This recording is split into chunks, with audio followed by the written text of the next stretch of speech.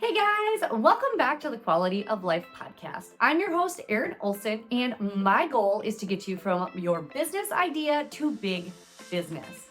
This episode and a couple of them actually are now available on YouTube, not only just audio. So check us out if you haven't yet on youtube.com, and I will link it below in the show notes. Last week, we talked all about distractions, and I'm just telling you, distractions are a real deal.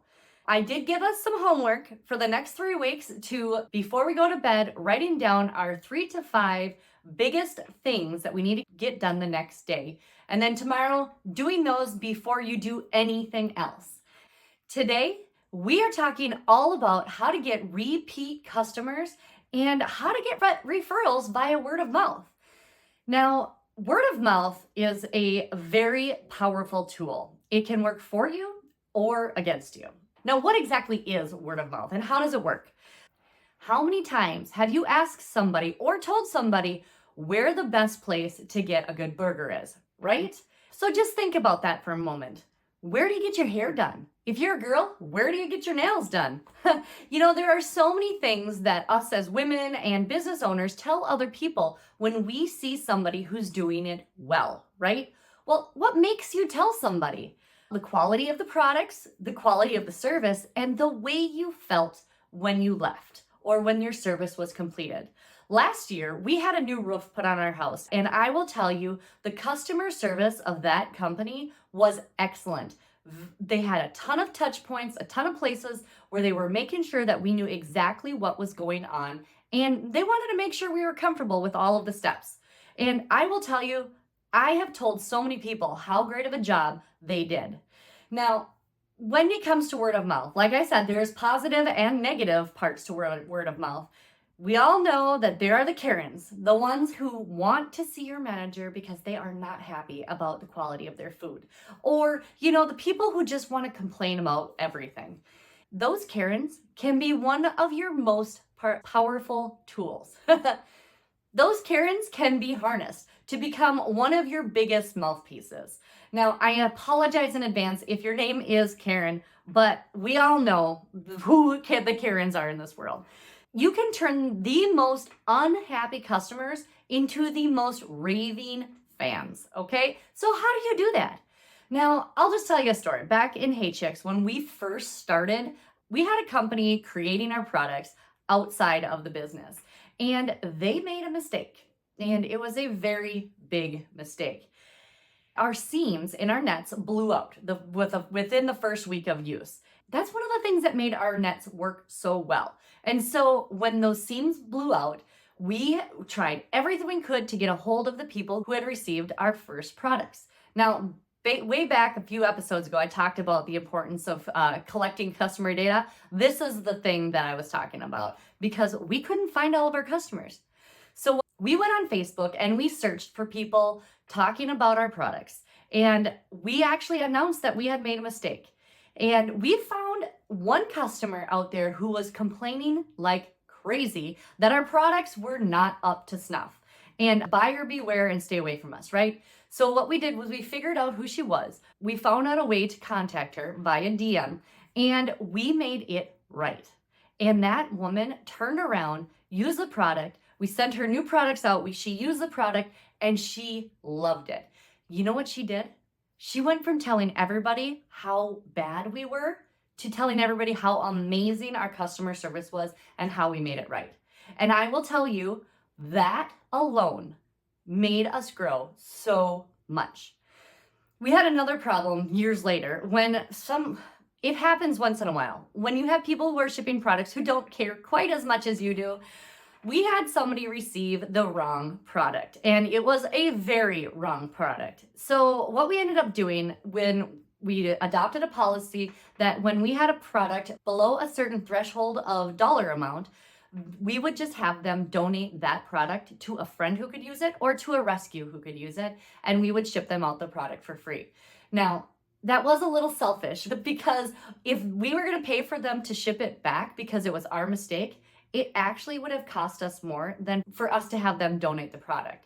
And when we did that and had them donate the product, there was a new customer who was receiving the products that they could use and they loved them. And then they became raving fans. It's amazing because the studies show that bad news travels way faster than good news, right? And that people are going to be so much more willing to give you a review if your product is bad than if it is good. So, how do you make your customers want to talk about you? Well, you need to create an excellent customer experience. Now, when it comes to customer experiences, I'm talking about everything from how easy it is to purchase products on your website and how fast it got there and what it looks like when they open the box. We've all seen those trends back a few years ago of box opening videos on people who got new products, and they kind of became viral for a little while, but just keep that in mind. Everything in your package needs to be done like a gift. I loved shipping our products. I made sure that when they opened that box, it was perfectly in there like a little gift, and that we put a handwritten thank you card on the very top. So when they opened that box, the first thing they saw was us saying, "Thank you for being our customer." And you know what? I will tell you, that goes a long way. Is it easy? No. And I will tell you that a handwritten card is completely different from a card that is printed off to make it look like it's handwritten. People know the difference. They know that if you took the time to write a card to thank them, that you actually care about them. And there are some other things that make a big difference. One is the speed. Your fulfillment needs to be quick. In today's day and age, people are expecting Prime type delivery on everything. I'm talking about a couple years ago when Prime was a new thing and you got your stuff either in a day or 2 days. It was awesome. Unfortunately, it has also made our customers a lot more impatient. So you need to make sure that your fulfillment is as quick as possible. If it's not going to be quick because it is a custom made product or a service where you have to be scheduled, just be sure to be in contact with them so that they know that and have realistic expectations about how quickly your product or your service is going to get to them. Follow-ups are another thing that are so important. An email sequence on ConvertKit or Constant Contact or any of those type of platforms are very easy to make up. And what you do is you set that sequence in motion the moment that they buy their product. And what I suggest doing is having a, "Hey, your product is being made right now." Of course, that's an easy bounce back on Shopify or any of the other shopping cart platforms. But it is so easy to say, "Hey, here's what you can expect when you receive our product. Here are some hints and tips to help you make your product work best for your instance." You can do it in 1 week when they are anticipated to receive their product. You can do it in 3 weeks. You can give hints and tips. You can do videos. Videos are great, especially in emails. But I will tell you, the best thing you can possibly do is a check-in from a real person, whether it be a phone call or an email or a text message, to just check in 1 month, 3 months, 6 months, just to see if they are still happy and if you could have done anything better. I will tell you, when you show that type of fortitude, people love it. They really know that you are not just about making a sale and that you really care about how well your product or service serves them. And this is a perfect time to ask for them to review your product. Now, I know that whenever you go to buy a product off of Amazon, what do? You look at the reviews. And as a small business owner, it can be kind of hard to ask people to give you a review. So here are some tips on how to get more reviews. First, ask them when you finish your product or your service or they receive their product or service. It is so easy to send a link to a Google review or a Yelp review and just let them be honest. Another thing you can do is that in the 3 or 6 month check-in calls or emails, you can also put a link in there. Now, if you haven't gotten a review from them in the 3rd month or the 6th month checkup, you can offer them an incentive like a $5 Starbucks gift card or a couple dollars off their next purchase if this is something that would work for them.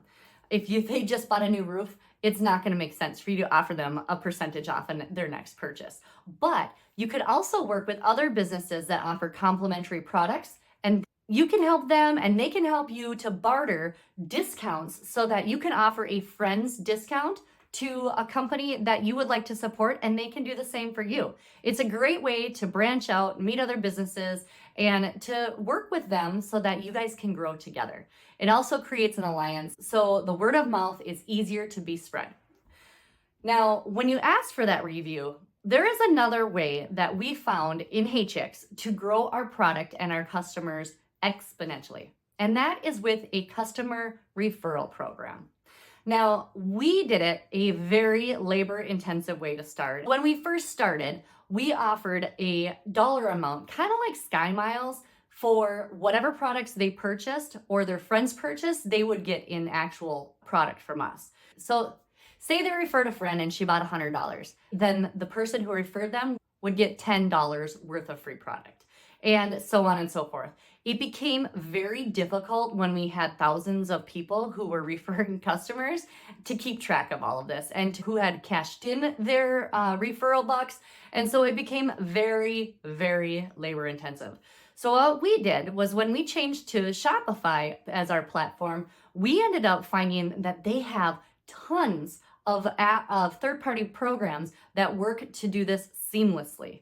Now, there are loyalty programs and there are customer referral programs. The customer referral program worked great for us because we did not have a readily consumable product. We had other products where they would want to purchase it in the future. Now, if you have a easily consumable product like toilet paper or something like that, then a loyalty program might work best for you. And that would be where they get rewarded for their own purchases. But that's not going to help you really grow your customer base as much as it's going to keep your current customers happy. So a referral program is really good. Now, there are lots and lots of referral programs out there, and we ended up using Referral Candy, which is very user-friendly. And what we ended up doing that worked best for us was to give potential customers a discount when they were given a referral code. And the person who gave them that referral code got an actual dollar amount off of new product. And we had products ranging from $5 all the way up to a couple $100. So if they didn't need another product, they could get a hat or a sticker or something like that. And that was a great way to also advertise for us. Now, I do want to warn you that when you have coupon codes or referral programs, it is very easy for people to kind of take advantage of that. So beware if you have coupon codes floating around like Save 10 or something that's very easy to guess or something that is repeatable. The thing about Referral Candy is it can give your customers a one-time use code. And those are so handy because people can't just use them over and over again.